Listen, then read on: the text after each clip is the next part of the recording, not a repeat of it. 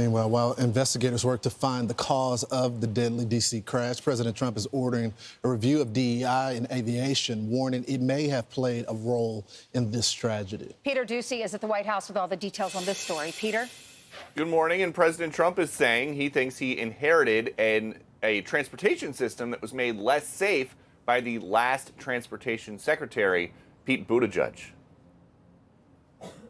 You know how badly everything's run since he's run the Department of Transportation? He's a disaster. He was a disaster as a mayor. He ran his city into the ground, and he's a disaster now. The Department of Transportation, his government agency charged with regulating civil aviation. Well, he runs it, 45,000 people, and he's run it right into the ground with his diversity. Buttigieg responded to that, saying, "Despicable. As families grieve, Trump should be leading, not lying. We put safety first, drove down close calls, grew air traffic control, and had zero commercial airline crash fatalities out of millions of flights on our watch." President Trump now oversees the military and the FAA. One of his first acts was to fire and suspend some of the key personnel who helped keep our skies safe. That is something that White House officials dispute. And you look at this full screen, there have been a lot of changes in federal hiring practices from Trump 1 to Biden to now Trump 2. The president is saying, though, he thinks DEI hiring practices prioritized placing unqualified workers in jobs over safety. We don't even yet know the names of the 67 people who were killed, and you are blaming Democrats and DEI policies and air traffic control. Don't you think you're getting ahead of the investigation right now? No, I don't think so at all. I don't think with the names of the people, you mean the names of the people that are on the plane, you think that's going to make a difference? Does it comfort their families? They are a group of DEI people that have policies? lost their lives. If you want a list of the names, we can give you that. We'll be giving that very soon. We're in coordination with American Airlines. We're in coordination very strongly, obviously, with the military. But I think that's not a very smart question. President Trump knows more about the players involved in this midair collision than we do. And we just don't know exactly right now what he knows about the players involved that is helping him reach this conclusion that he thinks that DEI practices contributed to what happened. Back to you. Hey, Peter, were you astounded by the level of communication? I mean, I was blown away. Yeah, we don't normally see the president in the briefing room. And the cabinet Secretary members. of Defense, Secretary of Transportation, the Vice President, NTSB. It was amazing. Well, yeah, and it took us 3.5 years to get Joe Biden into the briefing room for any reason, and it was after he had already said that he wasn't going to run for anything anymore. But President Trump wants to, and it's not just because this happened pretty much literally in his backyard, like within view of his balcony from the White House residence.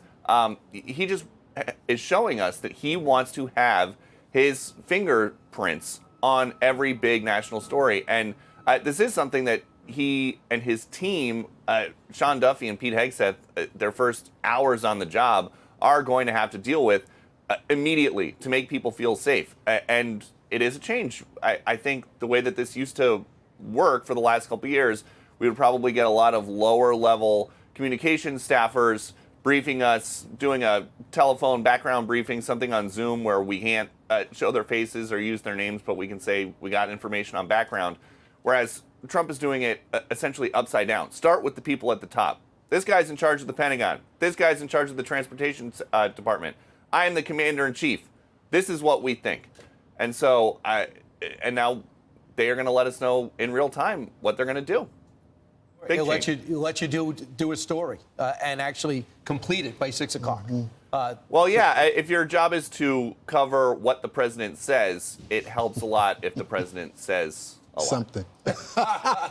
Thanks, Peter, for breaking that Peter. down. We appreciate it. Peter was talking about DEI, and we heard the president saying that might be an issue here. The FAA launched a national outreach program under Obama for DEI, and it included a push to hire workers with severe intellectual disabilities and psychiatric problems. There's also a lawsuit from last year, 2024, that alleged that the FAA turned away nearly 1,000 air traffic controller applicants solely based on race.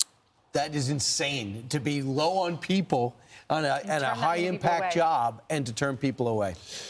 Meanwhile, Go ahead, bro. I was just going to say that Troy Nails was on with you earlier, and he said this about the air traffic controller situation. Keep in mind, the federal government's running the Reagan Airport. Watch. The DCA, which is the Reagan Airport where this took place, their air traffic control staffing shows that they need 30 personnel to operate that air traffic control tower. It's a very busy airport. They say there are about 19 currently on staff. So we have a staffing issue at the Reagan Airport, DCA. DCA, very busy airport. We have 800 flights inbound and outbound each and every day at Reagan Airport. And overall, I believe our record, our safety record, is the gold standard. But when we have an issue like this, it needs to be addressed. There needs to be some oversight from Congress. We need to make sure that if these airports are struggling with air traffic controllers, they bring it to our attention, and we can try to encourage more younger people to get into that field. I struggle with this DEI stuff. I covered DEI when I ran campus reform. Maybe it had the original intent was good, but it's gone way too far. I understand organic diversity. I understand that some people at one point in time in history, or maybe today, were denied jobs because they're qualified, because of the race, sexual orientation, or whatever. I understand that. But why are we trying to get people with mental disabilities to work air traffic control? I mean, there is a place for them in society, but a lot of the diversity push just doesn't make sense. It's not a value of diversity in air traffic control. It just doesn't.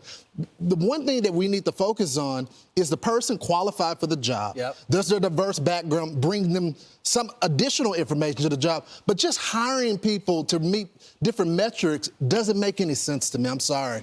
Right. The last thing I would say, it reminds me of the story we had the LA fires, where that fire chief was saying, we want people to know that if you're in a fire, there's somebody coming to save you that looks like you. No, I'd like somebody that's good at saving people. I just don't want to burn. Right. Yeah. I just don't want to burn. I want to live. I don't want to burn to death. All right, so NBC has a story, and the headline is, "Fear and chaos grip federal workers as Trump rapidly remakes the government." Donald Trump has said, as you know, we've been covering this, he wants to end the work from home practices. So he offered the deferred resignation, where you get paid through September if you resign by February 6th. There are only 6% of our federal workers that are working full time in an office. So that's why Donald Trump is doing this. Now you have these Democrats that are saying we're living in fear. Everything's so chaotic. But my question to them is, are you fearful about lower prices? Are you fearful about tax breaks? Are you fearful about not paying tips? Not paying taxes on tips or Social Security checks or on your overtime? Many of you work overtime. Are you fearful that Donald Trump's going to get rid of criminal, illegal aliens? Why are you scared? And they're worried about if you're a federal employee, they're worried about their future. Well, because Donald Trump asked Elon Musk to cut $2 trillion out of the budget. They accused Donald Trump of the first 4 years of not cutting like he did.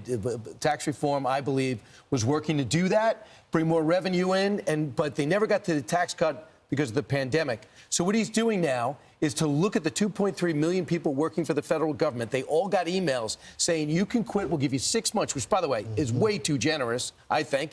But come to work, you're fired, or take the 6 months and just write in your subject line, say resigning.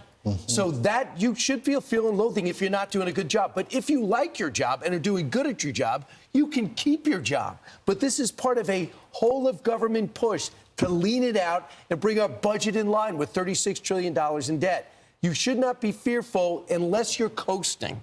If you're coasting in your job, be fearful. But this is Elon Musk sleeping in the Eisenhower in the office on the couch like he did with Tesla, trying to fix it. He's trying to fix the government the way he did SpaceX. Well, something is obviously going wrong, Ainsley. We just had Americans die because it wasn't properly staffed and they weren't focusing on the right thing. Other agencies are going through something similar. It's just not a harsh job or a deadly job that could cause death, but other harms are happening in the government currently. It's just sad we had to figure it all out this way.